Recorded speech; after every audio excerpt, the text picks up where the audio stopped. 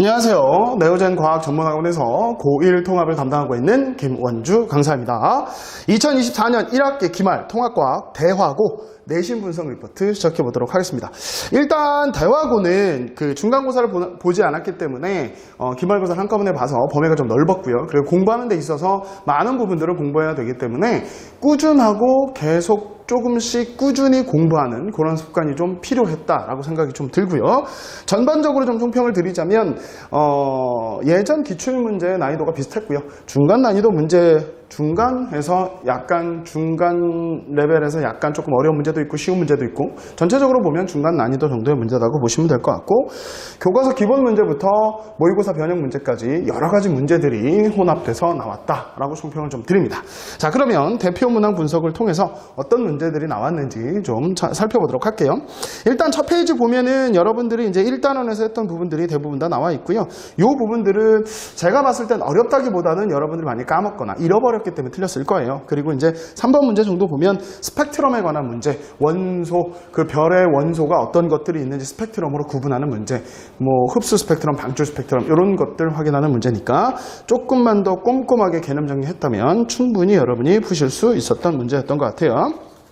그 다음에 이 페이지로 넘어가면 나머지 부분들은 조금 여러분이 쉽겠지만 9번 문제 정도가 화학 파트에서 바닥 상태 전자 배치를 가지고 원자과 전자수, 전자껍질수 뭐 이런 것들을 가지고 여러 가지 수수께끼를 만들어서 문제를 내서 X, Y, Z를 찾는 부분이죠. 이런 부분들은 모의고사 변형 문제가 맞기 때문에 여러분들이 조금 더 디테일하고 심화학습이 필요했다라고 생각이 듭니다. 이 부분들은 꼼꼼하게 정리했다면 수업할 때도 시험 대비할 때도 문제들을 많이 좀 풀어봤기 때문에 꼼꼼하게 정리하는 게 중요했다라고 생각이 듭니다.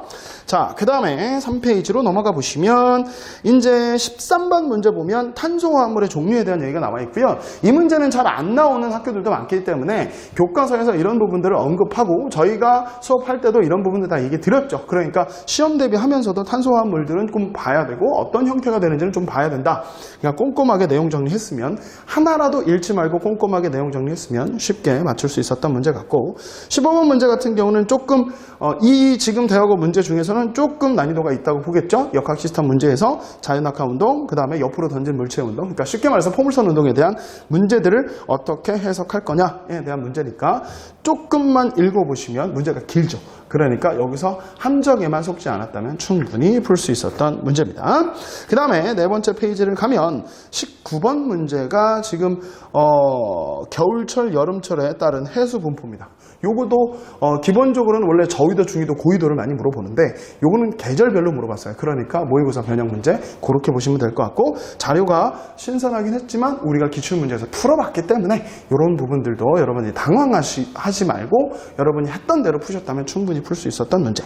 그리고 20번 문제를 보면 탄소 분포량을 물어봤고요. 이건 또 계산 문제가 될 수도 있습니다. 전체적으로 탄소의 순환, 탄소의 전체량, 탄소가 어떤 권에 어떻게 분포되어 있는지 그런 것들을 따지는 문제니까 꼭 외우지 않더라도 자료를 해석해서 우리가 알던 내용들을 풀이했다면 충분히 풀 수 있었던 문제였던 것 같고요.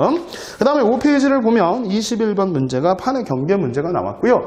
자료 해석입니다. 판의 경계에서 수료명, 발산형, 보존형은 대부분 다 지도나 자료를 주고 우리가 변형해서 이런 것들을 찾아내는 문제들이 나오기 때문에 반드시 이런 것들은 꼼꼼하게 보시고 이 부분들도 우리가 기출문제에서 봐왔던 자료들이니까 조금만 눈여겨보셨다면 충분히 푸실 수 있었던 것 같고요. 24번 같은 경우는 DNA, RNA의 기본적인 문제죠. DNA, RNA의 특징, 장점, 뭐 단점, 구조 뭐 이런 것들 물어보는 거니까 충분히 여러분들이 찾으실 수 있었던 것 같습니다.